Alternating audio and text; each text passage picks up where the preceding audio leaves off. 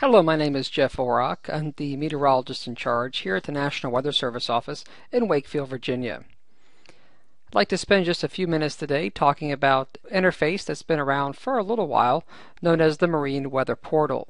You'll see the website link up here at preview.weather.gov/MWP, which stands for Marine Weather Portal. This is a very interactive mapping system that incorporates both current observed data along with forecast information. There's a lot to this website, so I'll spend a few minutes talking about how to access the site and some tips and tricks to help mariners obtain both current conditions and forecast information. You can go straight to preview.weather.gov/MWP to access the Marine Weather Portal, or you can also visit the National Weather Service office in Wakefield's website. From our website, you can scroll down here and click on the Marine Forecast. When you click on the Marine Forecast link, it'll pull up our Marine Forecast webpage.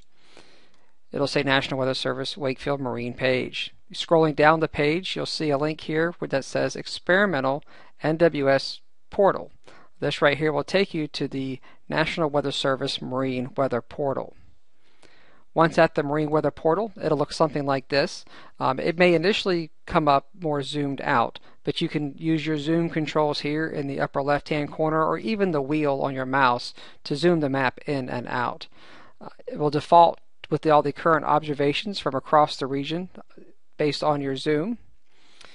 You have an observational control window which will come up, and from here you can turn on the different weather fields that you wish to display. Everything from temperature to your wind barbs, your peak wind gust, your visibility if you're worried about fog, your wave height, as well as swell direction and other wave information including vectors.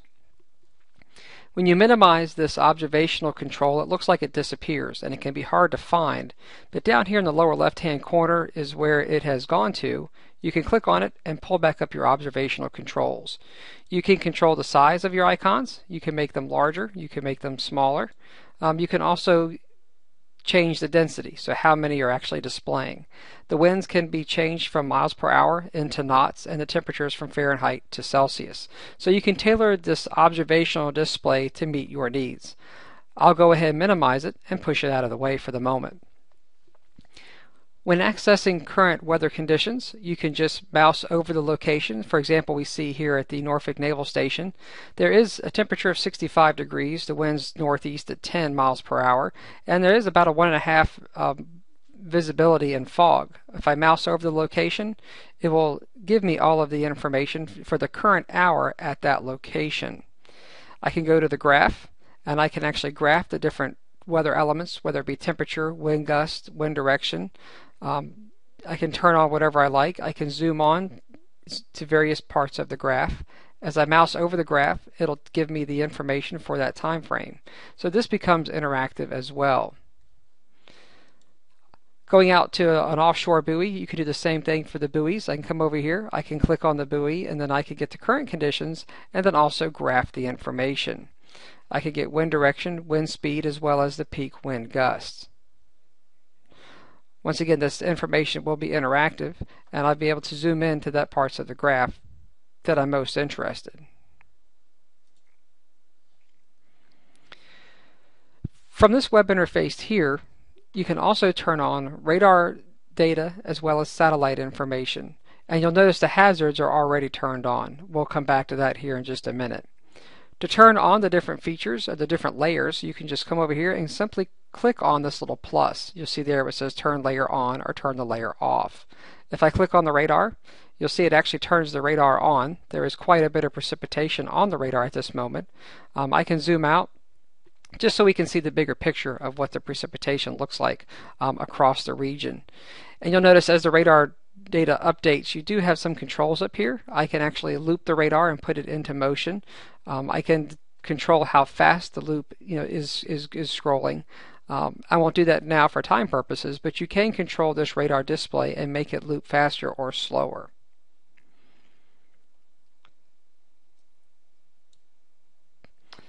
What I'll do to keep the map from being too busy is I'll actually turn the radar back off. I will say before I turn it off, because you notice how dominant the radar looks here, you can turn down the radar opacity to make things a little bit easier to see. So you do have that control right here where I can actually turn the radar down a little bit, so maybe it's not so opaque and it's not blocking a lot of the other data. And you also have some other layers that you can choose as far as different types of reflectivity. I'll go ahead and turn the radar data back off again. That way we can just see the map. And I'll zoom back in here to Hampton Roads and kind of focus on just trying to get the forecast information down here across the Hampton Roads area. But this works for really any location across our coastal waters and the bay. You do notice here in the hazards, you do see an area here that's highlighted offshore, and our hazards are indeed turned on. If I come over here and I actually click anywhere within this hazard, and in fact anywhere on the map, if I just left click, it'll give me the forecast for that location. So you can see there's a small craft advisory in effect for the offshore waters at this time, and you can see the actual small craft advisory statement. This would be true for gale warnings and storm warnings as well. If I want to see the raw text of the forecast, I can also see the raw text of the forecast for that location. An impact graphic would actually show me any watches or warnings that are currently in effect for that location. You can also quickly obtain the forecast for any location on the map, again by simply left-clicking on any given point. You'll see here on the mouse control options, right now my mouse control options do say public and marine forecast. So as long as this says public and marine forecast, I can go on the map here. I can zoom in. If I know I'm going to be out here maybe near the Bay Bridge Tunnel, I can come out here and click right on the Bay Bridge Tunnel. When I left click on the tunnel, it'll put my point there, and it'll show me the forecast conditions there at the Bay Bridge Tunnel going out in time. This is an hourly weather graph right now showing temperature and the chance of precipitation. This is a forecast graph. I can add on wind and wind gusts if I so wish and get an idea of what the winds will be. You see here the winds are forecast to be 20 miles per hour. If this is too much, you can just come over here and click on the text forecast tab, and this will just give you the marine forecast for that point. So again, you have the option to either get a high resolution hourly forecast. If you're not worried about temperature, I can choose what I want to display at any given time. Or I can just go straight to my text forecast. If I want to read the forecast discussion, I come over here and get the forecast discussion as well, and then scroll down to the marine section if I'm indeed most interested in the marine condition and what's going on for the day. I will turn that off for now.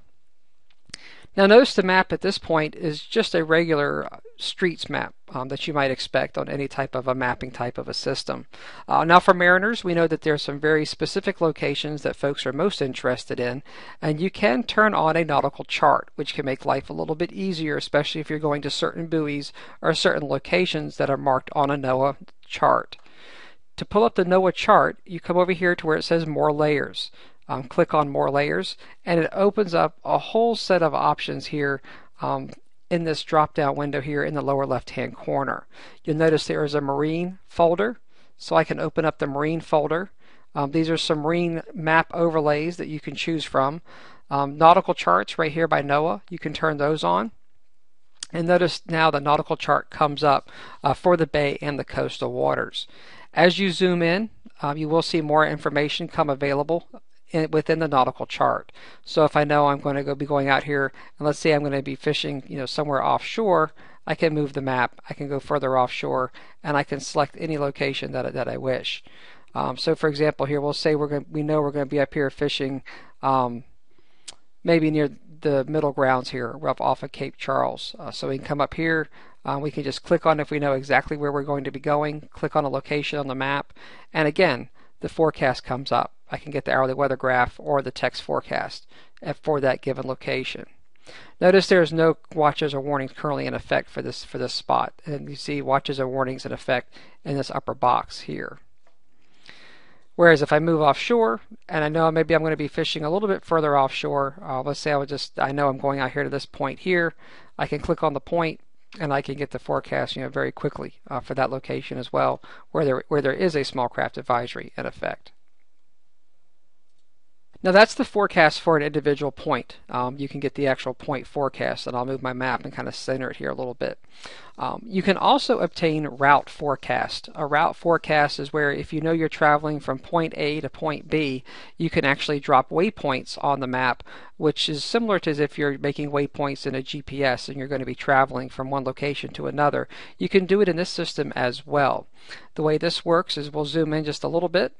And we'll say where we're going to be coming into the Hampton Roads area from offshore. So what we'll do is we'll kind of move the map over here a little ways. Maybe I'll zoom out, try to get it set just like I want it. In the upper right hand corner here, you'll see this little boat, and that's your little navigation boat where you can actually set your waypoints. So click on the boat, and it opens up this marine travel forecast hazard GUI interface. And I'll move it over here just to kind of get it out of the way of my map. You can specify your starting time. So if you know you're going to be starting at a certain point at a certain time, you can give it that time. So let's say I'm a ship and I'm coming into the Chesapeake Bay. What I can do is I can say, you know what, I'm going to be arriving on November 4th, and I'm going to be, entering the bay. Let's say, let's make this today. Let's say I'm coming in today, November 2nd, which is today, and let's say I'm going to be coming into the port by we'll say about noon time. We'll go with about 12 o'clock today. So that's what time I'm planning on coming in. My speed is going to be around, we can knock this down. We could say maybe I'm going to be cruising at more like closer to 10 knots, just coming in. And what I do now is I start setting waypoints. So maybe I start out here somewhere near the CB buoy, and you just start dropping points. The more points you drop, the more detailed forecast you're going to have. So you can see coming around Cape Henry, coming in through the Bay Bridge Tunnel, coming in through Thimble Shoals, making the turn through the Hampton Roads Tunnel, and eventually coming in here towards Sewell's Point. When I'm done, I can just double left click, and there's my track. My track has been set. When I'm happy with this, as you see, the go options are already working. And so this is now the forecast along my route. Right now it's displaying maximum wave heights as far as the icons are concerned. So you see 3 feet here. You see 3 feet again here. The wind is telling you, with a little wind icon, that it's going to be pretty windy. In fact, there's a small craft advisory in effect. That's why you see those little wind icons. If I'm more interested in what the winds are, I can say, okay, what are those maximum wind gusts? And you'll see those numbers now change from 3 feet to now 20 miles per hour, 21 and 21. Again, this is actually in knots, so I'm sorry, that's 20 knots.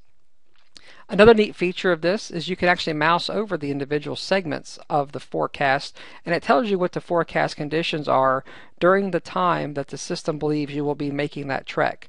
And so that's why it's nice to drop more points than just 1 or 2, because you can actually mouse over the different sections of your route and get the forecast for that section. So this is for the section that runs from the Bay Bridge Tunnel to about Thimble Shoals. You can see the wind speed forecast there and the peak wind gusts along with wave height. So this is why it's nice when you're making a route to drop as many waypoints as possible. Kind of think about how you're thinking about it, how the weather conditions vary along your route. And so it makes it very, very, very interactive. Once you're done with this, you can actually close this interface once you're happy with that. I'll actually close the layers off. And right now it's still in the marine travel forecast mode. And you can actually change this and then go back to the public forecast if you want to interact with the map and start clicking on the map to get your point forecast. There are some other tools in here. You do have a measuring tool where you can actually measure distances from one point to another. So if you're interested in the distance, let's say from Cape Henry, to the Bay Bridge Tunnel, you can actually use this tool to measure those distances if you would like. So this has been kind of a quick overview of the Marine Weather Portal. Again, this is accessible from preview.weather.gov. Again, my name is Jeff Orrock, and I hope you've enjoyed this quick overview of how to use the National Weather Service Marine Weather Portal.